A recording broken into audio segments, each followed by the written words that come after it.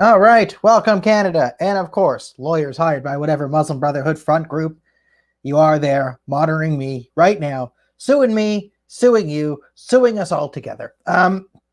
So tonight, big story that's taken to the internet is we have access to 2 months of Anthony Fauci emails, essentially from last year's April and May. So I can pretty much remember where I was at the time, same place as I always was, locked inside with you all. So that will be the top story. To me, there's really three top stories tonight. There's the Fauci stuff. There's the 215 dead Indigenous children at the Kamloops residential school, and what that means, and how we should go about that. And then there's the coordinated political attack on Canadian Christian College that not a lot of people are talking about. It was covered in the Daily Wire, so to get some American play. But, I mean, it's really, really unbelievable what they did to Canada Christian College in Ontario. And by they, I mean the Liberals, the NDP, and the media. A coordinated anti-Christian, bigoted attack on just because they were Christians. Actually, okay, let me reframe that. It wasn't just because they were Christians. It was a lot of it. It was they were believing Christians, but also, they did not abide by the narrative. Charles McVitie has, he has said stuff about radical Islam. He doesn't, he's not going to take his church down the LGBTQ plus. Charles McVitie isn't going to be marching in a transgender pride parade. Charles McVitie probably would not have approved of the Blues Clues thing. So we've got some other stories to get into, the Blues Clues stuff, but I'll see if there's time for that. And if I think about the Leafs, I will die of an aneurysm. So hello, everyone. Catherine, Rhonda, let's get going. All right. So remember, like and share the video, subscribe, blah, blah, blah, blah, blah, blah. Okay. The number one thing that we should probably talk about, and everyone's sort of talking about now, is the Fauci emails. Okay, so we have Fauci's emails, and they do indicate a lot of things, and they are not, as CNN would say, a nothing burger. They do indicate that Anthony Fauci, I do like what Ben Shapiro called him. It basically, it implies that he's not a health expert, but a bureaucrat, or acting primarily as a he's primarily acting as a bureaucrat, which we kind of all intuited, but now we have the proof. So there's a lot of different things. Now, the thing that everyone will sort of point to immediately is the mask stuff. And this, to an extent, we've already seen. We know he said, oh, don't wear masks at the beginning. Then he actually has come out and said the reason he was not recommending masks at the beginning is because he was afraid that people would hoard all the masks, and then there wouldn't be enough PPE for the essential workers. So he discouraged people using them initially to get to healthcare workers. And then he stressed their importance going forward. So in terms of that sort of inconsistency, we've already seen him be inconsistent here. However, the deeper inconsistency that is revealed by the Faucileaks in the email is we do have him on record telling other people that, masks, the mask you get over the counter, like the paper mask that I don't have one, but the paper mask that I have on my nightstand in my room. It's not really the greatest thing. It's not going to protect you from, it's not going to protect you from the virus. It's not an N95 one. So it's basically saying, hey, these aren't that effective. They will protect you from spit and whatever, but really they're not, don't have a high efficacy rate. And we kind of all knew that. Yet he was there promoting, masks are the savior, whatever. And, you have him on the, you have him being questioned by Rand Paul, essentially under oath, saying, you know what, why are you wearing 2 masks when you're fully vaccinated coming in here? Isn't that theater? Right. And this has always been a point of, we'll say, the anti-maskers or the disbelievers, those who aren't devout Fauciites, those of you heathens who are not true followers of the one Messiah, Anthony Fauci, who, don't worry, after he's been struck down, will rise again. Those of you who are disbelievers in the Fauciism have always pointed out the main theological inconsistency here is that if vaccines give us immunity, right, why do we need masks after we're vaccinated? And he was kind of going on this political theater. Okay, this is really the minor stuff. This is the minor stuff we're getting out of the way first. Now, it's the biggest red meat stuff because everyone has to wear the mask. We find the mask annoying. I hate wearing the mask. It just doesn't feel good. It's silly, especially if you're outside. I refuse to wear them outside, even in the winter. I just don't like it. It was never, the spread was never there outside. So that was the big thing, but also the smallest thing. Well, so we'll go increasing on the other thing. The other thing is he was, we now have confirmation that asymptomatic spread from Fauci, because he never really thought that the majority of spread came from asymptomatic people. And again, this is April, May last year, when all these lockdown restrictions are putting in place. And this, if apparently he was pushing this narrative and knew it wasn't really true, this is huge, because a lot of what we were doing was based off the fact that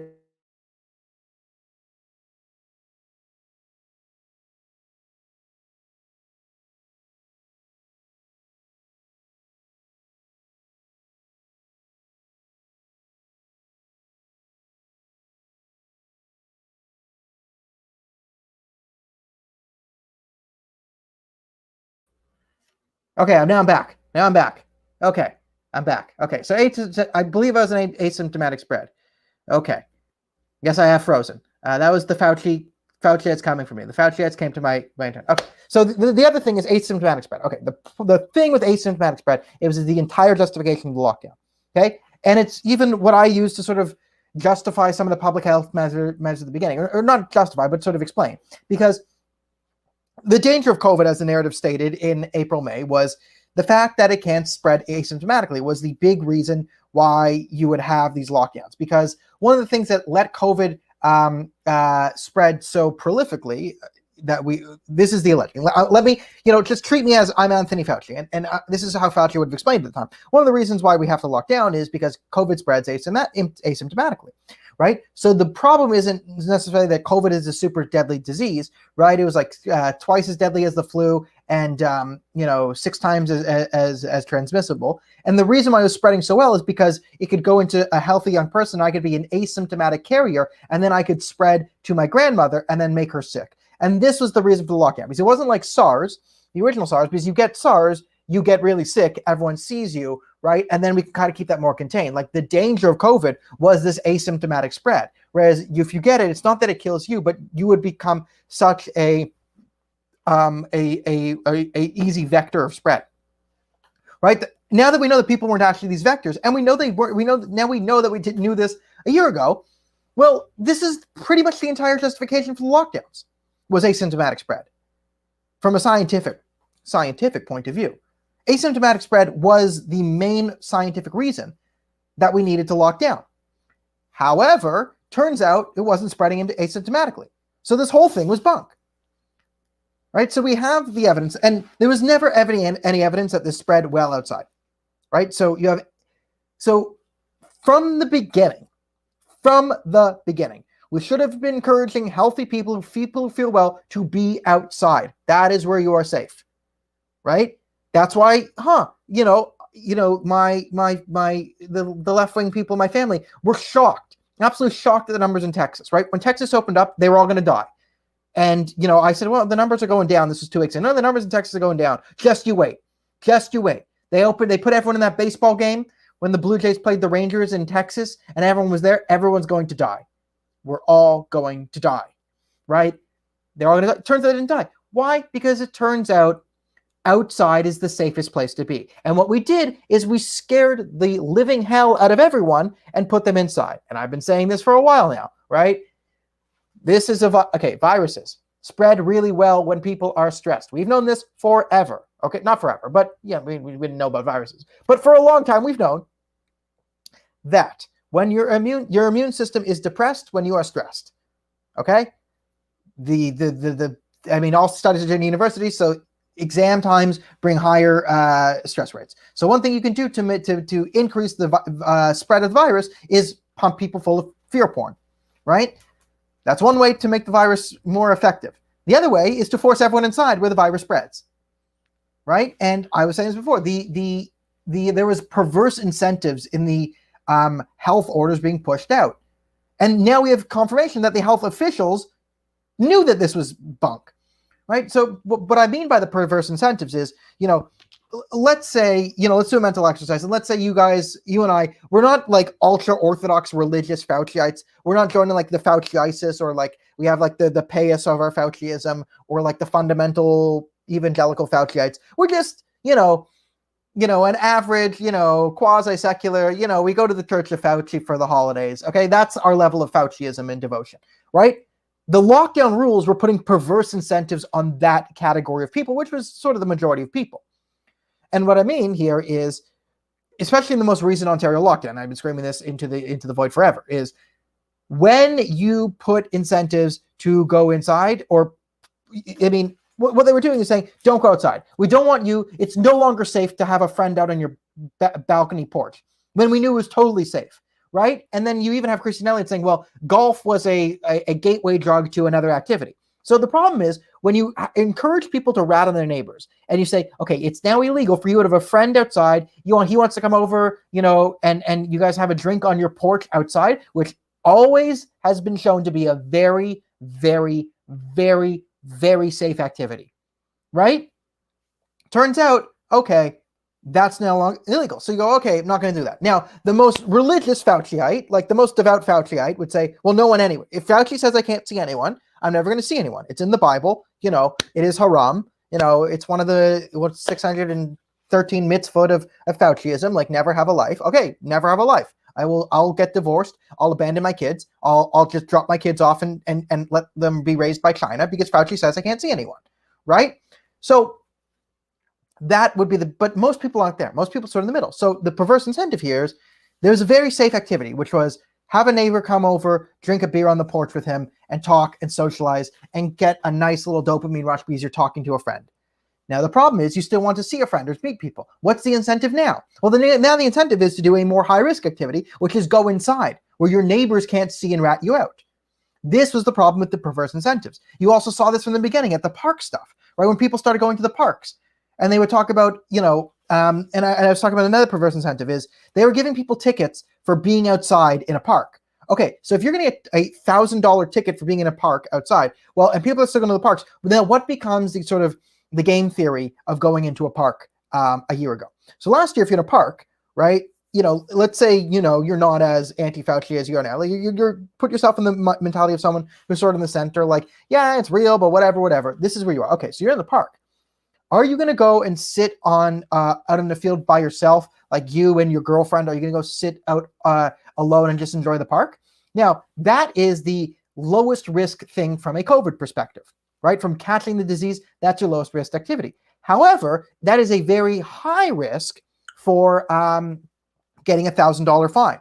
So if you're off by yourself, right, then the park authorities come, they're most likely to ticket you because you're away from the group. This is like how, schools of fish clump together to avoid predators, right? There's safety in masses, right? This was the perfect incentive. So now the incentive is, okay, what am I going to risk? Do I want to risk COVID, which is the odds of getting it, blah, blah, blah, blah, blah, blah, blah, blah, blah, or do I want to risk the $1,000 fine, which is much more likely? So because the $1,000 fine was much more likely, people would feel like, you know what? I'm not going to risk the $1,000 fine. I'll rather go into the large group of people. That way they can't single me out to give me a ticket. Right? So this is the problem with perverse incentives. That's forget. Bring some house. This will probably get me, well, I think this video gets demonetized. 2 other never monetized. Haha, take that, YouTube. Haha, beat the system. Thanks, D. Okay. So there you have it. We sort of have the asymptomatic spread. So asymptomatic spread, which was the #1 reason given for the entire lockdowns, was complete BS. Okay, so even Fauci didn't believe it. Now let's ramp up and get to the really big one here, which is Anthony Fauci did have evidence as early as last January, February, that the lab leak hypothesis was a legitimate avenue to pursue. He did have evidence that there was U.S. granting of research to the Wuhan lab for gain-of-function research. This is the big one. This is the big Fauci leak. This is the big problem. And this is where he did lie. Now, he said there was absolutely no evidence to support the lab leak hypothesis. He even did, he got praise from the Chinese government and Peter Danzig, who's also the Chinese government, I believe, and WHO, which I think is also the Chinese government. So he was praised a lot by the Chinese government and his proxies for dismissing the lab leak hypothesis. Here is where that's near criminal. You can argue, and this is the big criminality factor in. And when you have a virus that leaks out and you have a pandemic, the most important thing is research. We need to, and I think people in the chat are posting, where the documents are found. So good job, people. Like, so you can see here, like, if you want to go search this for yourself, remember to watch this entire video first, right? Like and subscribe and share and click the bell, and then you can go read the documents, or you can do both at the same time because it's reading one's watching, right? But make sure you pause the baseball game, watch this, and then we can watch the baseball game after. Alec Manoah is pitching, and I like when they clip away to his mother. Okay, now, Anthony Fauci basically definitively said there was no evidence, even though we have emails of him going back and forth with credible virologists, epidemiologists. It wasn't like he responded to an email with me.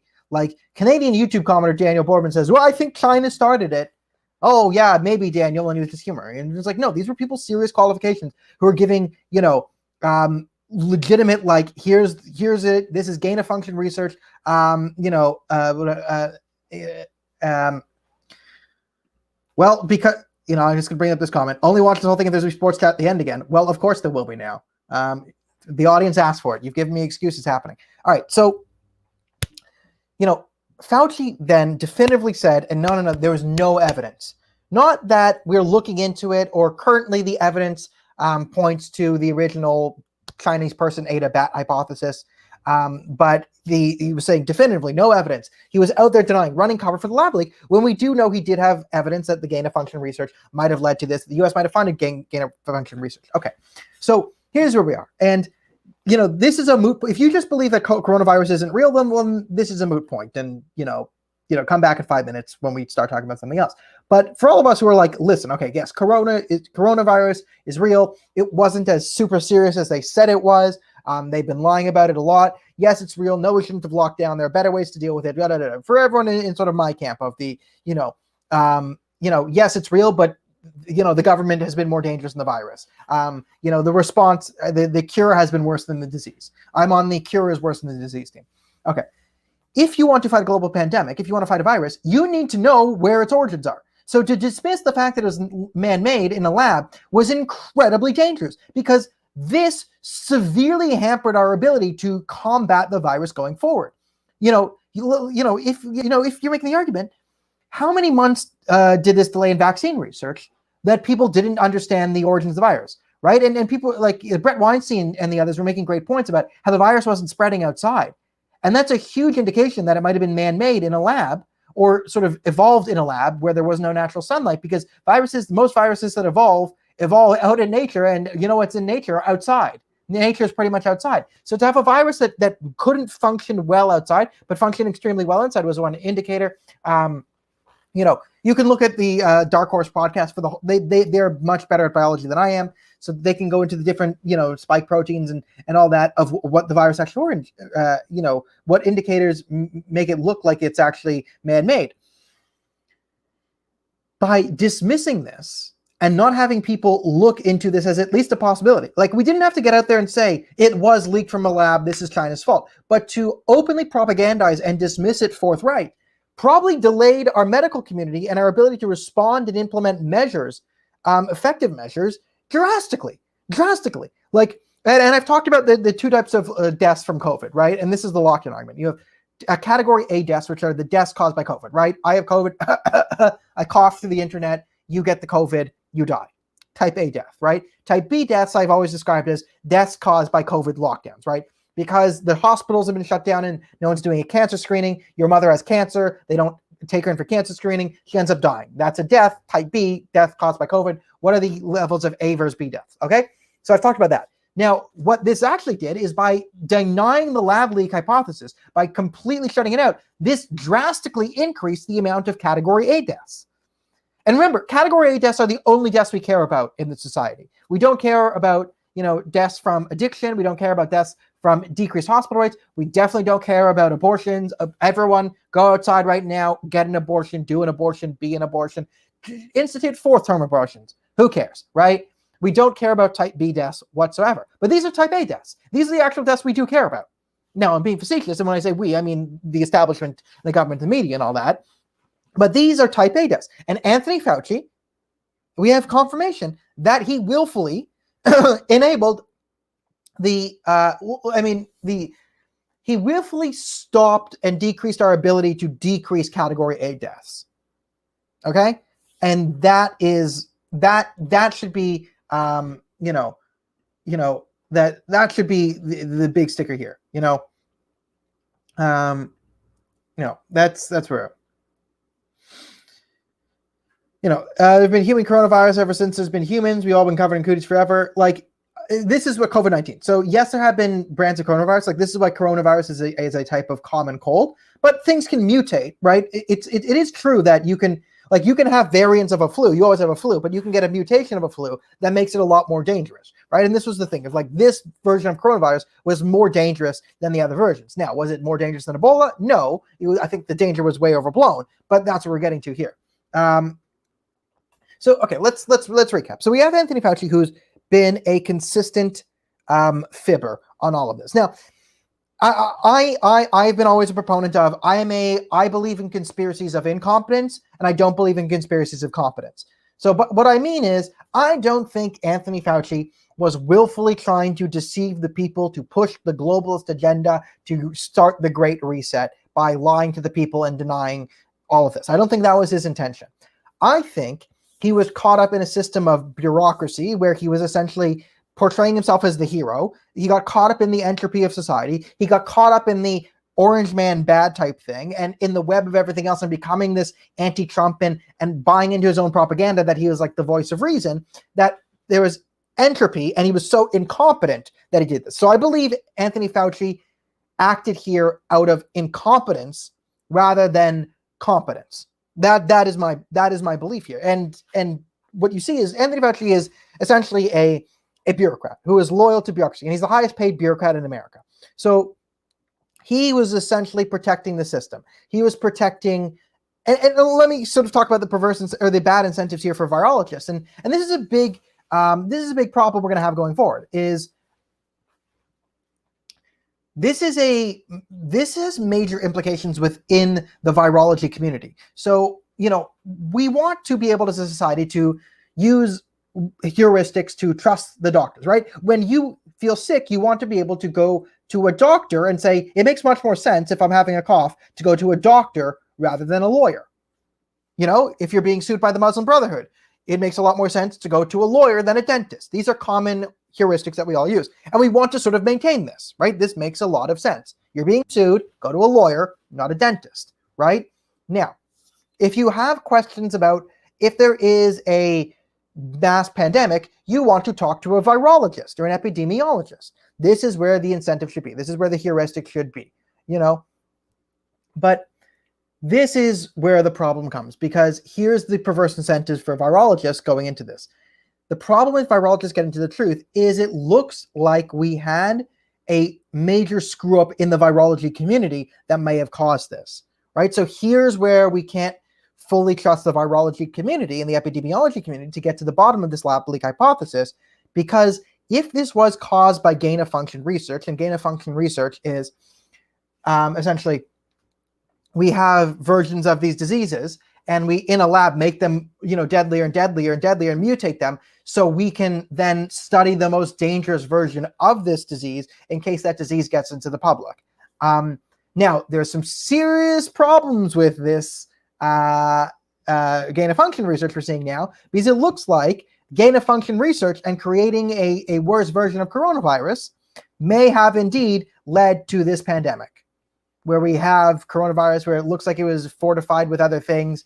That is the problem we have here, is this actually may have been caused by gain of function research in the virology community. So the problem is there's lots of virologists who are in the camp who do gain of function research. And one of the conclusions we might need to be drawing out of this pandemic is gain of function research seems to have a lot more risk than reward. It doesn't seem like we're getting a lot of benefits from gain of function research. We might need to stop the gain of function research and rethink it. Well, if you're a virologist who does gain of function research, or if you run a virology lab and let's say 30% of your budget is for gain of function research, well, what are your incentives now? Is it to tell the truth on gain of function research, saying, hey, it is really dangerous, cut our budget down by 30%? right? What if you're a gain-of-function researcher? Like, this is your job. So this is where the problem with the incentive structure going out of this pandemic is really hard, right? And this is the thing with the Fauci is we've seen that Fauci has been lying to the people. Okay, so that's sort of the we'll say the facts of the case here. Okay, now we have other problems. I mean, in Canada, there's a story of it looks like we had a Chinese spy in our Winnipeg lab leaking and sending information to the Chinese government. Big problem here. The National Health Organization in America was, essentially funding gain of research, in China, which seems to be a very bad idea. We should not be funding gain of function research in China. I think we can all agree that the Chinese should not be getting any funding from the Western world or anyone really to do gain of function research. I think we can all come to a consensus here that is what the French would call a bad idea. All right, what does this mean going forward? So you have what has to be a massive distrust in the establishment going forward, and I've been on this problem for years now. Before the pandemic, I've been making the argument, and this is one of the arguments I made during the Danforth shooting in Toronto when there was a pretty clear terrorist attack, and they just said, "Oh, terrorism, we'll call that mental health," and I build the mental health. But I made the point of when the police organization gets out and says this obvious terrorist attack or organized crime problem is the result of mental health, and we're not looking any further into it, when there's evidence, and I've shown the evidence, that, hey, there was some links to Pakistani training camps, and there was the links to this. What you are doing is you're corroding the trust in the institutions. Because I've been saying for years before this pandemic, at some point, our institutions are going to need to have us trust in them, have enough trust banked, to ask us to just do something that they can't fully explain for the greater good. Okay? And we've needed that for a while. And, you could say, there was already a corrosion of trust in the institutions going into COVID. And you could say, if we're all reasonable and, let's say, Trump wasn't president and Trudeau wasn't prime minister and we all had a much more reasonable society, and people weren't freaking out. You could say that, if there was a lot of trust in our institutions in 2020, and the government just said, hey, we need you to trust us. It's 2 weeks to flatten the curve. We're just going to take an experiment here to shut it down, right? Then the trust in institutions, I think if we had a high enough trust, then most people would be fine for 2 weeks, not a year, right? For 2 weeks saying, okay, you know what? We don't know what's going on, but we'll give the government the benefit of the doubt, and the police forces and the politicians will just do the 2 weeks for here. Then, right, when they can come out and say, okay, hey, here we know, here's a policy going forward. Sorry about that, but here's what we're going to do going forward. It would really help to have some trust banked up in the institutions. But there was no trust in the institutions beforehand, or very minimal trust. And whatever's gone, whatever was left in the tank is completely eviscerated. There's no one who has any trust in the institutions left. And not only do we not trust, we actively distrust now. So it's not so much that we don't trust the institutions after 2020. I mean, there was an extremely low level of distrust in the there was such an extremely low level of trust in the institutions going into 2020. Going into 2021, or where we are today, there's an extremely high level of distrust in the institutions. So it's not so much that if I am, let's say, I'm Fauci, I got the glasses on, everyone, I've been reading, you got to go outside, and if you see your grandmother, she dies and you die. Okay. So it's not just you're going to ignore me, but you're actually probably going to infer the opposite, right? The type of reaction that the left had to Trump. And a lot of this Fauci stuff was, and you see this in the research, it's Trump said that there might be a lab leak hypothesis, therefore the media and the establishment just did everything the opposite of Trump, and then we couldn't have a conversation about this because Orange Man must be bad. Right? We're now getting to that point where almost everyone has some sort of negative reflexive reaction to something. And that's not good, okay? Because it's not, I'm never going to tell you to go watch CNN and trust CNN, but anyone who's a sort of is a sophisticated consumer of news, right? And all props to the people who don't, like my political opinions, but watch this show. And the way reasonable people who disagree with me watch my show is the same way I watch CBC or CNN, is not everything they say is lies, right? They can say things that can be true, but it's slanted with a narrative. And the job of a sophisticated news consumer is to parse out what might be narrative, what might be truth, right? So For example, like, there was just a horrible shooting in, let's say, Nebraska, right? And 7 kids are dead here. This is because of white supremacy, and we need gun control. And it was Ted Cruz's fault because 17 years ago, he tweeted out that he was at a gun range, and blah, blah, blah, blah, blah, blah, blah, right? The sophisticated thing is, not everything they said there was a lie. It's probably true that there was a shooting in Nebraska that I just made up, right? That the death count, there was 7 dead. However, what is not true is there's sequences of events, right? This is not Ted Cruz's fault. This is not an indication of white supremacy. We don't know the motives, right? So this is the problem with Trumpism, is if you're on the left, the sophisticated response to not everything Trump says is wrong. And this is what the left did for 4 years. So if Trump said something like, peace between Israel and the United Arab Emirates is good, right? Just because Trump says it doesn't make it untrue, right? Peace between Arabs and Israelis is good. The Abrahamic Accords are good. But what the left did is said, no, it's bad. Trump says it's good, therefore it is bad.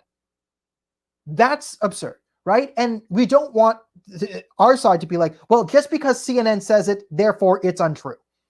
Now, there's probably some mistruths to it, but not everything CNN says is untrue. There's a political slant, and it's not 100% true, but you can't just get to the point. This is what happens. Like, I'm happy with sort of distrust, right, or low trust in CNN. But when it gets to such a point where, you say, well, Fauci is lying, so everything Fauci says, I'm just going to think the opposite because Fauci is a liar.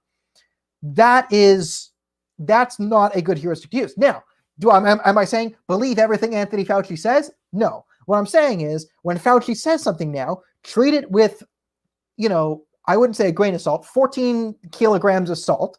If Fauci says something, put 14.725 kilograms of salt on that. Look at it skeptically, think about it, and do your own research. Don't just say Fauci says it, therefore it's wrong, and I'm going to go the opposite, because that's how people treated Trump, and that's what we're getting to right now, because they've been consistently lying and lying and lying and lying and misrepresenting, and this is a major problem, and we can't, Okay, okay. Are you saying Don Lemon said something true last year? Okay, you got me. Daniel debunked. Daniel is fake news. Disregard the last 5 minutes of this show on the Don Lemon stuff. Okay. Moving on to story number 2. And this is what the country is dealing with most now, Canada. And we need to talk about this. It's the 215 dead kids that we found at the Kamloops residential school. And I'm going to sort of, go to the mass hysteria point and sort of the steel man and defense. And I'm going to hopefully make a coherent point. It's horrible. I'm not going to slag anyone for wearing the orange ribbon. I'm still going to mute Ron MacLean whenever he starts talking about it, because that's what I always mute Ron MacLean these days. But it is something we do need to talk about. And Justin Trudeau is not helping the conversation here. And the initial way is portrayed, and I'm a really big proponent of truth and reconciliation, not the Truth and Reconciliation Commission and what the Liberals call truth and reconciliation. I mean actual truth, as in getting to the truth of this, and then legitimate reconciliation, which I don't think can happen without the truth. So I want to know the truth of this story. Now, the way it was originally portrayed, and I'm glad I didn't jump right into it on the day, is 215 kids found in a mass grave. And the way this sounds is it's like, okay, we need to get the truth of this, because a mass grave sort of implies that they were just sort of haphazardly thrown. When you have a mass grave, it's like mass graves usually happen at massacres. You dig one major hole and you dump all the bodies in. That is something that is, that's a war crime. That's crime against humanity. That's a major crime that we would need to get to the bottom of, right? Now it's sort of come out. We've seen it. It's not a mass grave. We kind of know what's happening. It's 215 kids found dead in unmarked graves on the borders of the residential schools, and we're getting closer to the truth here. So this is not to dismiss it at all, right? This is not to dismiss it. Like, oh, this school was open since the 1800s, and it ran for about 100 years, and there was only 215 dead kids on it, and that's like an attrition rate of like 1.75 kids per year. That's a completely different. It wasn't a massacre. Just because these kids weren't massacred all at once, that's still a pretty horrific attrition rate for a school. Now, there's some points that we make here. It's like this isn't where I see people making the point, and like this point is true, but this isn't the point. This isn't the place to apply this point. Making the point that like, hey, this is what you get when it's a government-run school. This is what you get with the federal government. This is why private industry is better. Now, that point is true on a lot of things. However, that really does discount the actual meat of the story, or the what we need to focus on in its residential schools. Is these residential schools, and especially this one in Kamloops, it was not just that it was government run. It was actually run by the Catholic Church until 1968. It wasn't just that they were government run, they were actually racist institutions and run in a way. And I don't mean racist in the sense that there were microaggressions and they mispronounced the names of kids, like not how the modern left defines racism of there was privilege and power, and it was the powerful class who did the privilege and the power. No, what I mean by racism is like actual malevolence leveled at a group due to immutable characteristics based on race, right? And this is what was happening here.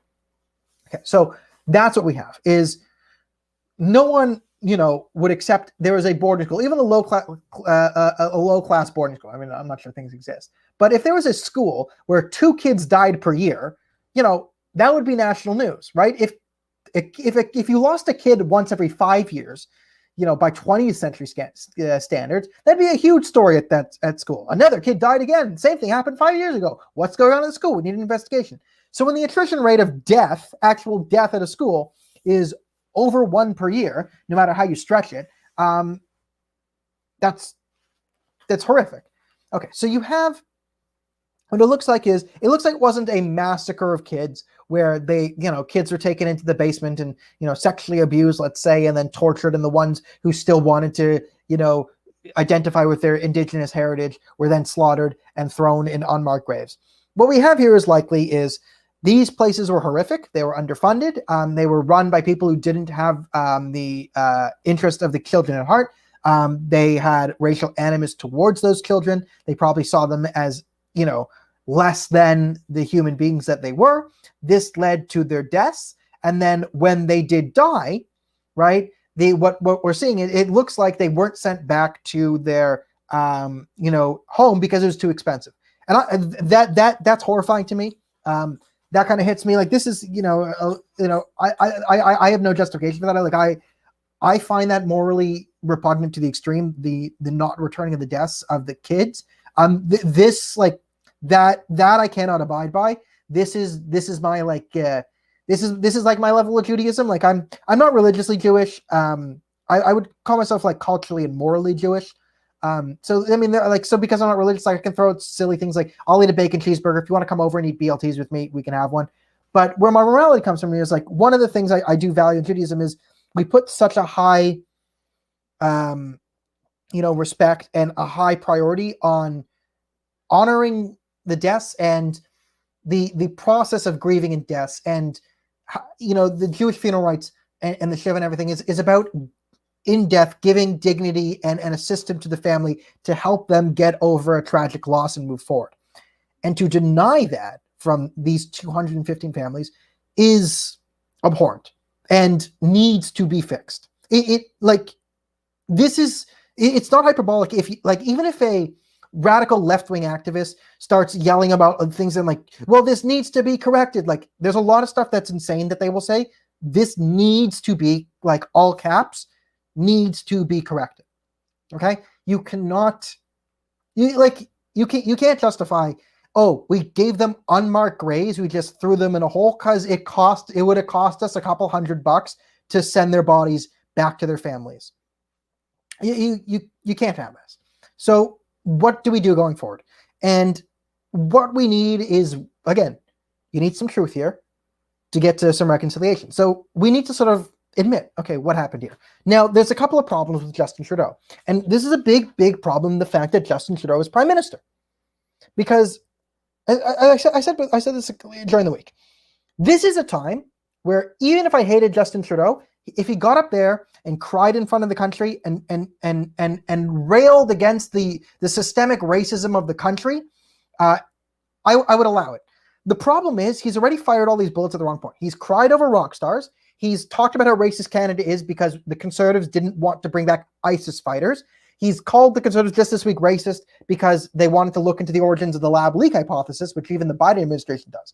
So it's hard to take this man seriously when he cries racism, right? You know, and people are pointing out, you know, yes, the guy, I mean, we're talking about Captain Blackface here, right? We're talking about Captain Blackface, right? Who has groped and sexually assaulted women.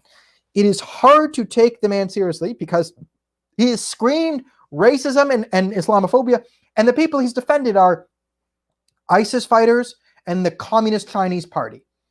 Now, there is not a world of difference. There's about 3.5 universes of difference between 215 innocent indigenous children and ISIS fighters in the communist government of China. There is no, you know, there's nothing between those two. So what we have here is we have Justin Trudeau who's going to decry the racism Canada past. The problem here is this specific school, you know, it was run by the Catholic Church from, you know, I believe 1816, 18 something. It was 18 teens, right? 200 years ago, right? And then it was under the federal government from 1969 to 1978. Who was Prime Minister of Canada? Justin Trudeau's father. Okay? So at the time that this was run by the federal government, the person running it was Pierre Elliott Trudeau. And this is another problem of Justin Trudeau, is Justin Trudeau cannot identify a single Canadian before 2015, who meets his moral standard. There was no leader, not Laurier, not McDonald, not Alexander, not, why am I blanking on the guy I like on World War I? Borden. I'm like, his name's similar to Rosdano, not Borden, right?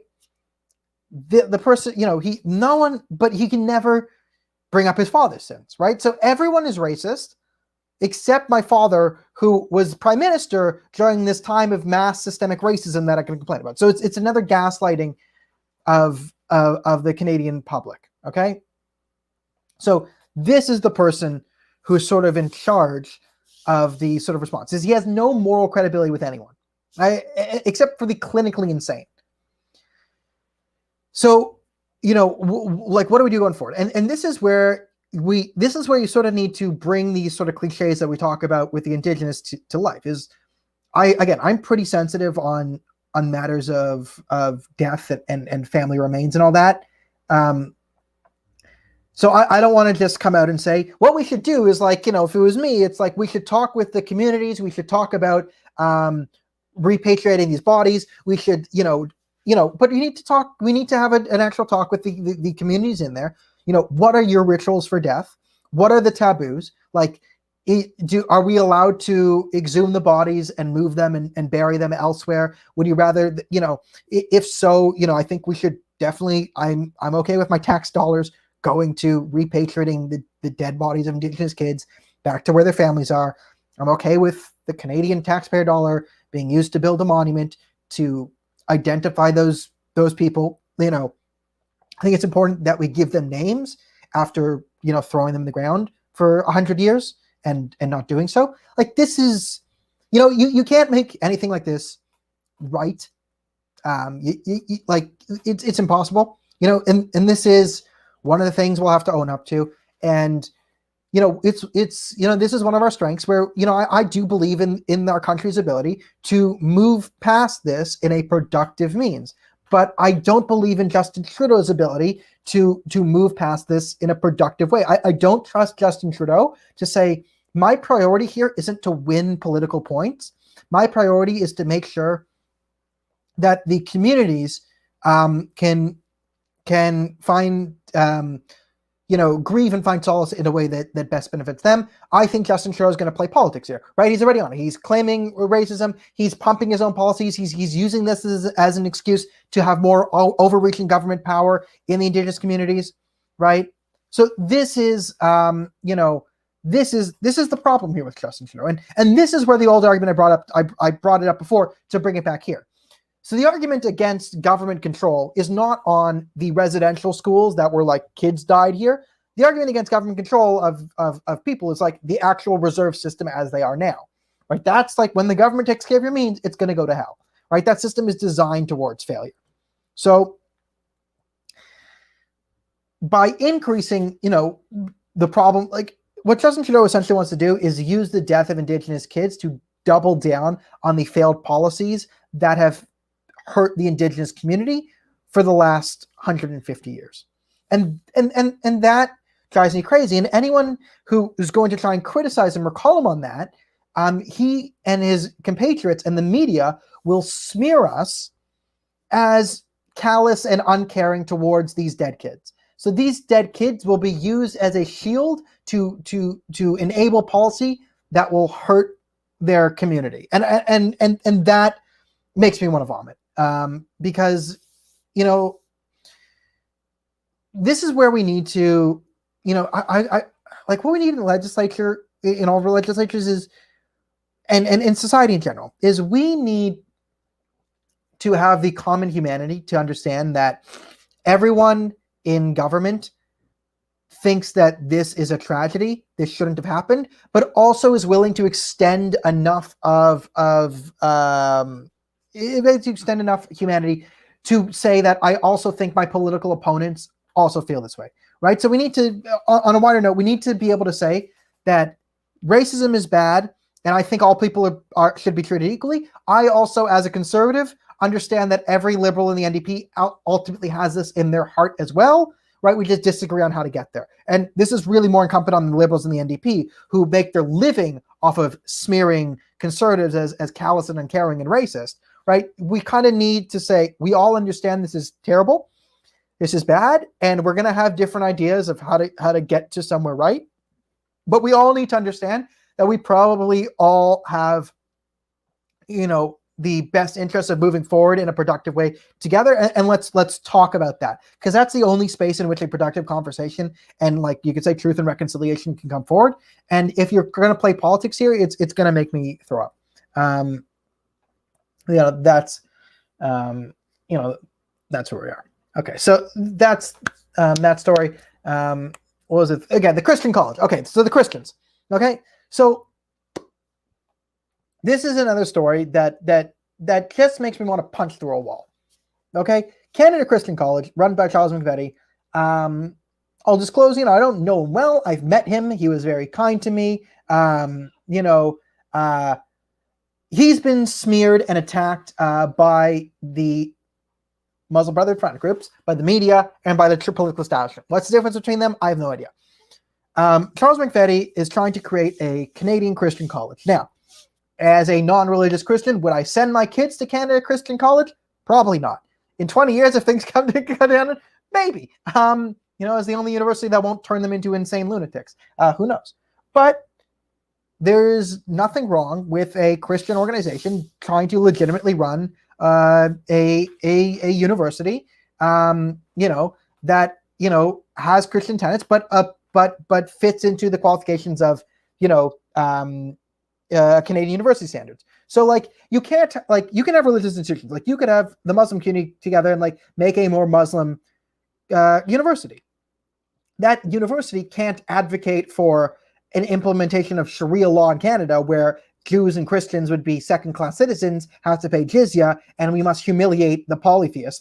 You can't have a university advocating for the murder of all the Hindus. What would that be called? Khalid Rashid University? You can't have that Khalid Rashid University. Khalid Rashid, great supporter of Hizbul Mujahideen, or organizations that fund Hizbul Mujahideen 3 times. Now I'm just going off my own thing. Taunting Khalid Rashid. By the way, you're going to hear it here first. Khalid Rashid are in Ontario, the minister, the MPP, who is the #1 supporter of the Muslim Brotherhood. He will be promoted to cabinet later this month. That is the rumor I've heard. Khalid Rashid, the guy who openly endorsed the Muslim Brotherhood and Muslim Brotherhood members in cabinet, and has been promoting an organization with 3 different violations for terrorism funding, will be promoted. Okay, so now back to the Canadian Christian College. Going up to the rant there. Canada Christian College, run by Charles McVety, wanted to have a university that would have run by Canadian standards, but also had a Christianity. There would have been Christianity there. Oh no! Everyone, I said Christianity. So just, morally panic. Everyone panic. Everyone just panic over the Christians. Okay. So what happened is they altered the document put in. So they ruled that Canada Christian College didn't fit the requirements of a Canadian university. The problem is The document that Canada Christian College submitted on their application was not the document the government used. They changed it and forged the document, then reviewed a phony document that Canada Christian College itself did not submit, and then denied that document because it didn't fit the standards. They made a video about it. One of the examples is you needed 7 board of directors. On the original document, there was 7 board of directors, 7 people on the board. On the forged document, there was 5 directors. So this was a coordinated attack by the NDP, by the Liberals. The media is in on it. Now, the Liberals have had it out for Charles McVitie because Charles McVitie is a bad, bad man, according to the Liberals. Because what Charles McVitie did is he outed a pedophile. And that's a big no-no. And Charles McVitie's anti-pedophile stance is pretty controversial these days. I'm not sure if you remember in Ontario, but Kathleen Wynne's sex ed curriculum, like the pretty radical sex ed one, turns out it was made and created by an actual legitimate villainous pedophile. McVitie was actually the one who got that out there. McVitie was the one who exposed the sex ed curriculum as basically being created by a pedophile. And because he did that and he brought this scandal upon the Liberals, they've had his number for a while. So this is where it all started. This is like the backstory. This is why the Liberals and NDP, this is why the Liberals just outed him, is because he outed a major pedophile who created the sex ed curriculum in Ontario. Not fibbing there. So as someone who's anti-pedophile, I think I support Charles McVitie's anti-pedophile stance. I think that's a good stance. I'm gonna give you guys the benefit of the doubt and say everyone in the chat is anti-pedophile here too. Good on you. Okay, so this is where it started, and McVitie's running Canada Christian College, and these smears leveled at this man are laughable if there was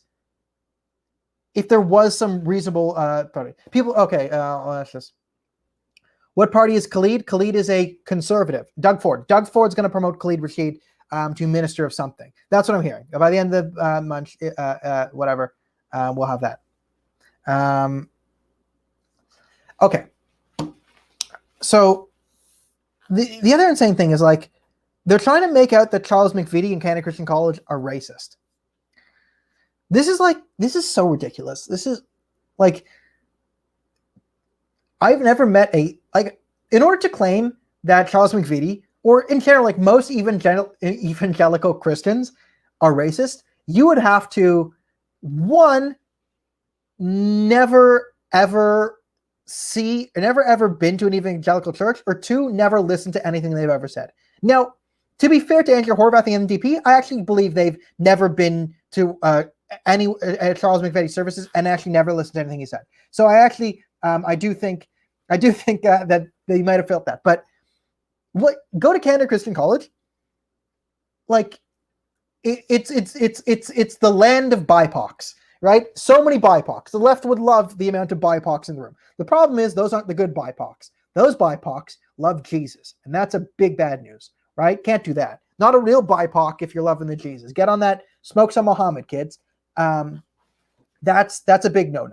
So, like, I don't even, like, I've been to evangelical services before. I've been to, like, again, I have friends in these communities. I've gone there. You know, I've covered different events. I've been around different people. You know, the standard evangelical speech that I've seen, and again, I haven't been to all of them. I tend to go on the bigger dates.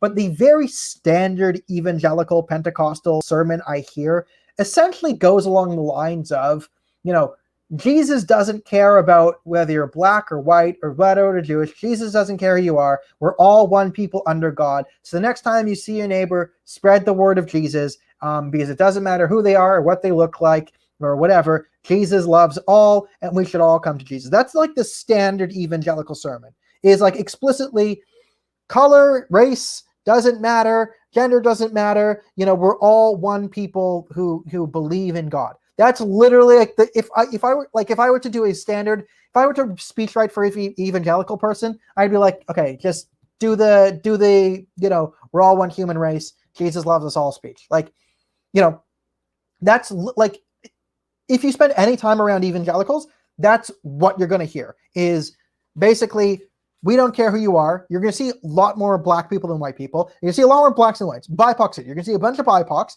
And essentially, if there's a white person leading the sermon, he's going to say, it doesn't matter if you're black and white. We're all one people. I don't see a difference. It doesn't matter. We're a spiritual people. What matters is your soul. Like this is what the evangelicals say. This is what Charles McVety says. To make the claim that Charles McVety is racist, like people in the media are trying to do, is beyond absurd. It's beyond absurd. You would have to never have seen a single thing he said, never been, so it just lies. And what you have here is they literally changed the document. They submitted a document, they created a fake document, and then submitted that, then denied that. That's coordinated political persecution of Christians in this province. And it's ridiculous. It's ridiculous. Like, could you imagine them doing it to anyone else?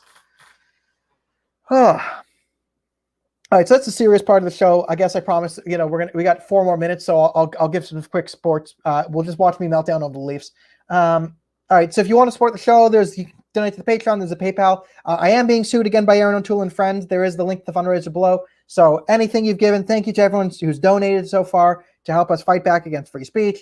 Aaron O'Toole, blah, blah, blah. Remember to react to the video. It really helps. If you can't donate, you can like, comment, whatever. Get a tattoo of my face onto your face. And as we're talking about sports time. Okay, the Leafs. They're basically like they're diabetes. I don't know what they are. How do you blow a 3-1 lead to Montreal? Just like I can't. I hate jumping on the histrionic Leafs bandwagon of like time to trade Marner. I don't think it's time to trade Marner, but that Game 7 was the worst I've ever seen Mitch Marner look. The worst of it. How did Mitch Marner go from he was like the third or fourth best point getter in the league to just disappear?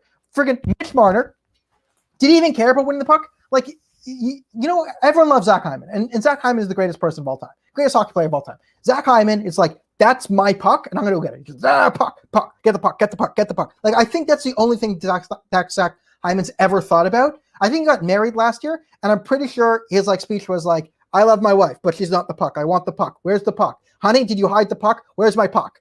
Right? I think that's Zach Hyman's. That was like the opposite of what Mitch Marner was on friggin' Game 7. Like, Mitch Marner's thing was like, there's a puck, take 2 strides half-assed, then turn around and back into the guy. I was like, that's how you're going to win the puck? What the hell was that? At least try. Galchenyuk might not have been playing well, but Galchenyuk's time in the Leaf, I was impressed with Galchenyuk. Not by the skill, he didn't put up great numbers, but Galchenyuk tried. Galchenyuk was going all out. They could not do this. We have a Leafs joke in here. What's the difference between a pretty girl and the Maple Leafs? The pretty girl will eventually stop finding ways to break your heart. That's so romantic. So how, did Mitch Marner even care? Did he even care? It got to him. And I've seen Mitch Marner play well in the playoffs. You remember that Game 2 we won against Boston a couple years ago, where it was Game 3 or whatever, we go up 2-1. It ends with Mitch Marner blocking those shots at the end.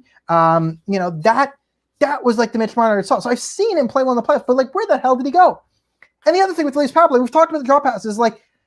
I hated Mike Babcock because Mike Babcock by the end was had to go because he was so obstinate. Mike Babcock, it was what we talked about with the anti-Trump people. Mike Babcock was so obstinate that if the media suggested something, he would do the opposite just to prove that he's not listening to the media. And I'm not saying it's a good trait to have in the coach, to be able to be immune from criticism and not just change your strategy with the fans. But Mike Babcock never changed anything. The Leafs power play the first month of the season was unstoppable. Matthews, Marner, Tavares, Nylander, Riley, all these people clicking. But then people learned how to defend it. Can we not change the power play? Literally, same thing. Riley up top, never shooting it. Marner, Matthews, right? Then 2 people in front. And what the people eventually learn is collapse a box because you're not going to shots from top. And then all you have to do is congest the middle so they can't pass it back and forth between the seams. And the power play completely breaks down. Could we have thrown a wrinkle on the power play? Do we have to go 1-3-1 the entire time? Could we just come with a wrinkle? One wrinkle. Could we have done one thing differently? They stopped after by showing the drop passes. I noticed less crazy drop passes. So I think they're watching. So I think Sheldon Keefe is a big fan of the show. Hi, Sheldon. Can we make one adjustment on the power play? One. You have the system. It's not working. Have a wrinkle. Try 2 defensemen. Or if not 2 defensemen, 2 people up high. 1 in front of the net. 2, shift around, quick passes. Do something else. Because it was so easy to defend. It was so friggin' easy to defend. They did the same thing over and over and over again. What's the definition of insanity? Trying the same thing over and over and over again and expecting a different result. Vis-a-vis the Leafs power play. Make one adjustment. Have a wrinkle. Have two variations of the power play. We didn't score the power play for an entire month. An entire month. And we couldn't make an adjustment. What the hell was that? So of course we fucking lose. Oh, well, there's the F-bomb. Oh, now I'm gonna get an email from YouTube tomorrow. Hi, YouTube. It's your boy Dana here. I don't care. I do not care about that email. Yeah. Oh, kids can't watch the show. I don't want this to be safe for kids anyway. No kids anyway. All right. So that's where we are. The Leafs are cancer. The Leafs are like literally a cancer's growth on my soul. Will I cheer for them next year? Yeah, I'm gonna get back into it this year. Next year I am, because I love punishment. I was happy when the Raptors won. I'm really liking the Blue Jays though. I'm really liking the Blue Jays this year. I like the fact that they hit it to right field. I used to be driven insane by friggin' watching Justin Smoke, just like, there's literally no one on the left side of the infield. Just flick your friggin' wrists and hit it the other way. Vladdy Guerrero, Teoscar Hernandez, Marcus Semien, Bo Bichette, all these people can hit it the opposite field. Biggio wasn't doing it for a while. Then, he got hot, realizing that, if literally no one's going to play in between third and second base and I just hit it there, it's an easy hit. Yeah, guys, Yogi Berra, just hit it where they ain't. So I'm really liking the Blue Jays. So that's what I'm going to watch right now, is this Blue Jays game. Thank you to everyone who stuck around to the end and watched me just melt down over the Leafs there at the end. And remember, please, tomorrow is June 3rd, so it is one of the holier days in Fauciism. It's New Fauci Day. So please remember to do a sacrifice to the Lord and Savior, Anthony Fauci, and it will bring salvation to our souls. And I will see you all next week, or whenever the next video is. Laila Tov.